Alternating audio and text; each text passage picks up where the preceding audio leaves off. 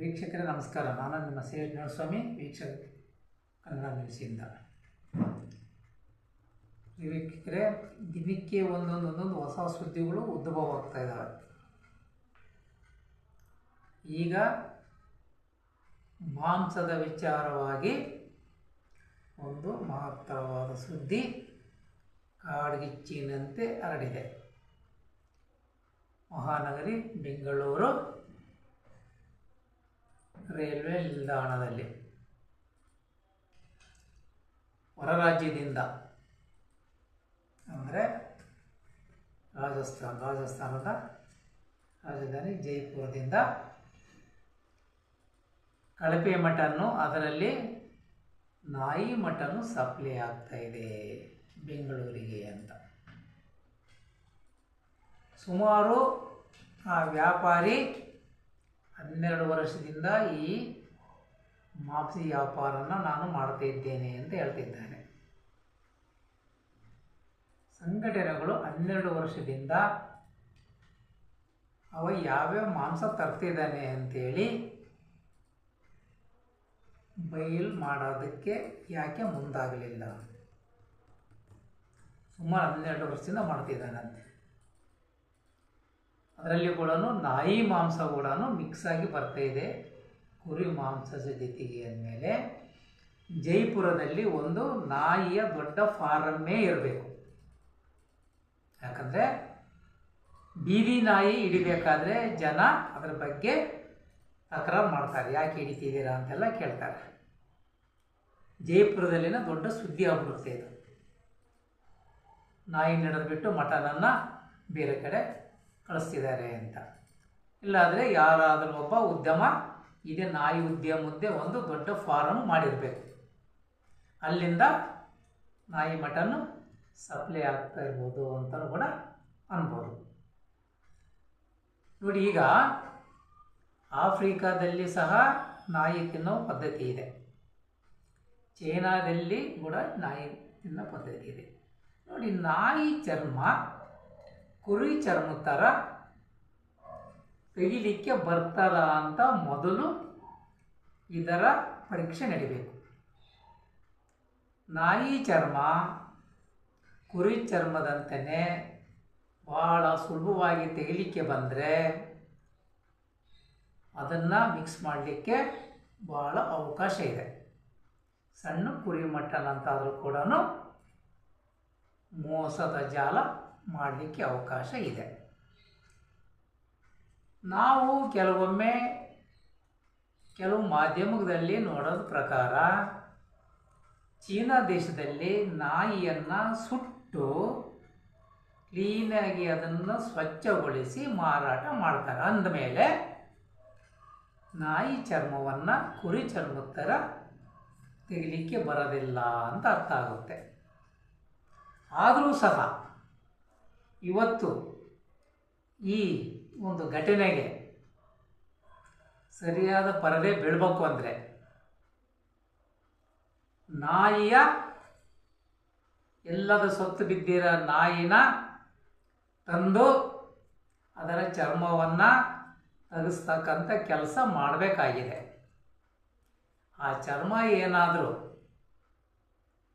ಸರಾಗವಾಗಿ ಬಂತು ಅಂದರೆ ಕುರಿ ಚರ್ಮದ ಥರ ಈ ನಾಯಿಯ ಮಟನನ್ನು ಕುರಿ ಮಟನ್ ಜೊತೆಯಲ್ಲಿ ಮಿಕ್ಸ್ ಮಾಡ್ತಾರೆ ಅನ್ನೋದಕ್ಕೆ ಒಂದು ಉದಾಹರಣೆ ಸಿಗುತ್ತೆ. ಇಲ್ಲ ಅಂದರೆ ಇದು ಸುಳ್ಳು ವಾದಂತಿ ಅಂತಾಗುತ್ತೆ. ಇವತ್ತು ಕಳಪೆ ಮಟನ್ನು ಅಂತಲೂ ಕೂಡ ಒಂದು ಸುದ್ದಿ. ಕಳಪೆ ಮಟನ್ನು ಹೋಟ್ಲಲ್ಲಿ ನಮ್ಮ ಎದುರಿಗೇನೆ ಕುರಿ ತಂದು ಇಲ್ಲ ಕೋಳಿ ತಂದು ಕಟ್ ಮಾಡಿ ನಮ್ಮೆದುರಿಗೇನೆ ಡ್ರೈ ಫ್ರೈ ಸಾಂಬಾರು ಮಾಡಿಕೊಡೋದು ಯಾವ ಹೋಟ್ಲಲ್ಲಾದ್ರೂ ಕಂಡು ಬರುತ್ತಾ? ಇಲ್ಲ. ಅವರೂ ಸಹ ಮಟನ್ ಅಂಗಡಿಗೆ ಹೋಗಿನೇ ತರಬೇಕು. ಬಿಡಿ, ಇವನು ರಾಜಕ್ಕಂದ್ರೂ ಸಪ್ಲೈ ಮಾಡೋದು ಒಂದು ಕಡೆ ಇರಲಿ. ಇನ್ನು ಬೇರೆ ಹೋಟ್ಲುಗಳಲ್ಲಿ ಅಂಗಡಿಯಿಂದ ಮಟನ್ ತರುವರು ಆ ಮಟನ್ನು ಅವನೇನು ಆಗಲೇ ಫ್ರೆಶ್ಶೇ ಕೊಟ್ಟಿರ್ತಾನೋ, ಒಂದು ಇಂಚಿನ ಕೊಟ್ಟಿರ್ತಾನೋ, ತಿನ್ನೋರಾಗಿರಲಿ ಸಂಘಟನೆಕಾರರಾಗಿರಲಿ ಹೋಗಿ ಅಲ್ಲಿ ಕಾದು ಕುಳಿತಿರ್ತಾರ ಇಲ್ಲವಲ್ಲ. ಅವನು ಸಹ ಮಟನ್ ತಂದು ತಾನು ಉಪಯೋಗಿಸೋಕ್ಕಂಥ ಮಟನ್ಗಿಂತ ಮಿಕ್ಕಿದರೆ ಫ್ರಿಜ್ಜಲ್ಲೇ ಇಡೋದು ಅವನು. ಬೇಕಾದ್ರೆ ಇದನ್ನು ತನಿಖೆ ಮಾಡಿಸಿಬೇಕಾದ್ರೆ ಒಂದು ದಿನದ ಸಾಂಬಾರು ಒಂದೇ ದಿನಕ್ಕೆ ಖಾಲಿಯಾಗುತ್ತಂತ ಯಾವ ಗ್ರಾಹಕನೇ ಆಗಿರಲಿ ಯಾವ ಸಂಘಟನೆಗಾರನಾಗಿರಲಿ ಹೋಟೆಲ್ಗಳ ಅಡುಗೆ ರೂಮಲ್ಲಿ ಹೋಗಿ ನೋಡ್ತಾನ ಇಲ್ಲ. ಆ ಸಾರನ್ನು ಮಾರನೇ ದಿವಸಕ್ಕೆ ಕೊಡ್ತಾನೆ. ತಿಂದು ಬರ್ತಾರಲ್ಲ. ಇದು ಮಾತ್ರ ಕಳಪೆ ಮಟನ್ನು, ಅವರು ಕೊಡೋದು ಮಾತ್ರ ಫ್ರೆಶ್ ಮಟನ್ನ.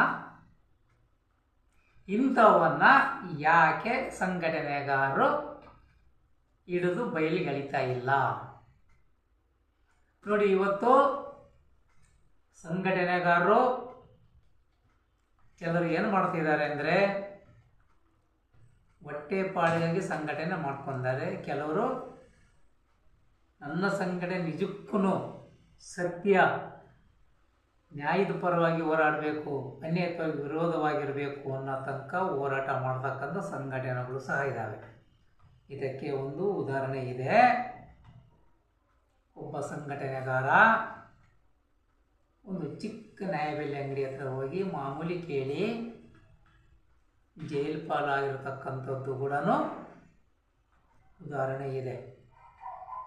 ಅಧಿಕಾರಿಗಳ ಹತ್ರ ಹೋಗಿ ನಮಗೆ ತಿಂಗಳಿಗೆ ಇಷ್ಟು ಕೊಡಬೇಕು ಅಂತ ಕೇಳಿರ್ತಕ್ಕಂಥ ಉದಾಹರಣೆಗಳು ನಮ್ಮ ಹತ್ರ ಇದೆ. ಸಂಘಟನೆಗಳು ಆದಷ್ಟು ಜನಪರವಾಗಿ ಹೋರಾಟ ಮಾಡಿ ಅನ್ಯಾಯಗಳನ್ನು ಬಯಲಿಗೆಳಿತಕ್ಕಂಥ ಕೆಲಸ ಮಾಡಬೇಕಾಗಿದೆ. ಇವತ್ತು ಈ ಮಟನ್ ಹಿಂದೆ ಒಂದು ದೊಡ್ಡ ಹಗರಣ ಥರ ಬಿಂಬಿತವಾಗಿದೆ. ಅವ 12 ವರ್ಷದಿಂದ ಈ ಮಟನ್ ವ್ಯಾಪಾರ ತೊಳಿಕೊಂಡಿದ್ದಾನೆ. 12 ವರ್ಷದಿಂದ ಯಾಕೆ ಅವನು ಮಾಡ್ತಕ್ಕಂಥ ಮಟನ್ ಬಗ್ಗೆ ಬಯಲಿಗೆಳಿಲಿಲ್ಲ? ಯಾವ್ಯಾವ ಮಟನನ್ನು ಅವನು ಜೈಪುರದಾಗ ತರಿಸ್ತಾನೆ ಅಂತೇಳಿ. ಈ ನಾಯಿ ಮಟನ್ ಸಪ್ಲೈ ಮಾಡಬೇಕಂದ್ರೆ 2 ದಿನಕ್ಕೊಂದು ಸರ್ತಿ ಅವನು ಮಟನ್ ತರಿಸ್ತಾನೆ ಅಂತ ಹೇಳ್ತಾನೆ. ಎಷ್ಟು ನಾಯಿಗಳನ್ನು ಸಾಯಿಸಬೇಕಾಗುತ್ತೆ, ಅದು ಇಂಪಾರ್ಟೆಂಟ್. ಈ ಸಂಘಟನೆಗಾರರು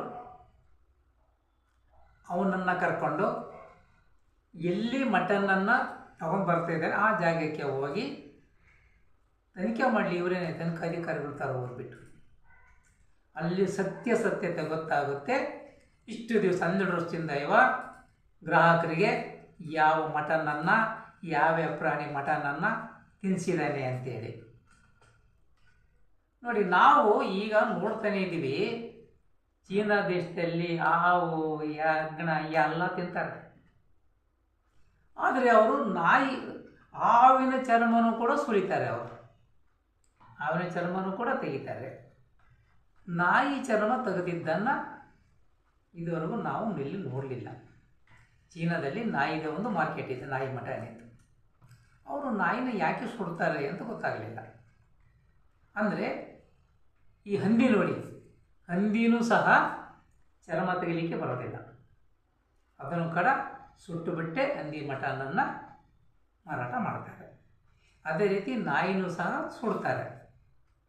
ಅದರಿಂದ ಈ ನಾಯಿಯನ್ನು ಚೀನಾ ದೇಶದಲ್ಲಿ ಮಾತ್ರ ಸುಡೋ ಪದ್ಧತಿ ಇದೆಯೋ ಇಲ್ಲ ನಮ್ಮ ಜೈಪುರದಲ್ಲಿ ಚರ್ಮವನ್ನು ಬಿಡಿಸೋ ಪದ್ಧತಿ ಇದೆಯೋ ಇದು ಮೊದಲು ತನಿಖೆ ಆಗಬೇಕಾಗಿದೆ. ಕಳಪೆ ಮಟನ್ನೇನು ವಿಚಾರ ಆಮೇಲೆ ಇರಲಿ. ಈ ನಾಯಿ ಮಟನ್ ಬಂದಿದೆ, ಇದು ನಾಯಿ ಮಟನ್ನೇ ಅಂತ ನಾವು ಪಕ್ಕ ಹೇಳಬೇಕು ಅಂದರೆ ಈ ನಾಯಿ ಚರ್ಮವನ್ನು ಸುಲಿದು ಪರೀಕ್ಷೆ ಮಾಡಬೇಕಾಗಿದೆ. ಈ ನಾಯಿ ಮಟನ್ ಕುರಿ ಥರನೇ ಚರ್ಮ ಸುಗಮವಾಗಿ ಬಂತು ಅಂದರೆ ನಿಜಕ್ಕೂ ನಾಯಿ ಮಟನ್ನು ಮಿಕ್ಸ್ ಮಾಡಿನೇ ಅಲ್ಲಿಂದ ಕಳಿಸ್ತಾರೆ ಅಂತೇಳಿ ಸಾಬೀತಾಗುತ್ತೆ. ಆಗ ತಪ್ಪಿತಸ್ಥಿಗೆ ಶಿಕ್ಷೆ ಪಕ್ಕ ಕೊಡಲಿಕ್ಕೆ ಅವಕಾಶ ಇದೆ. ಅದು ಬಿಟ್ಬಿಟ್ಟು ಅವರು ಶಾಮೀಲಾಗಿದ್ದಾರೆ ಇವರು ಶಾಮೀಲಾಗಿದ್ದಾರೆ ಅಂತ ಊಹಾಪೋಹಗಳ ಮಾತು ಬೇಡ. ಈ ನಾಯಿ ಚರ್ಮವನ್ನು ಸುಲಿಯೋದ್ರ ಕಡೆಗೆ ಈ ಸಂಘಟನೆಗಾರರು ಗಮನ ಹರಿಸಬೇಕಾಗಿದೆ. ಗಮನ ಹರಿಸಿ ನೀವು ಹೋಟೆಲ್ನಲ್ಲಿಯೂ ಸಹ ಇದ್ರ ಬಗ್ಗೆ ಗಮನ ಹರಿಸ್ಬೇಕು.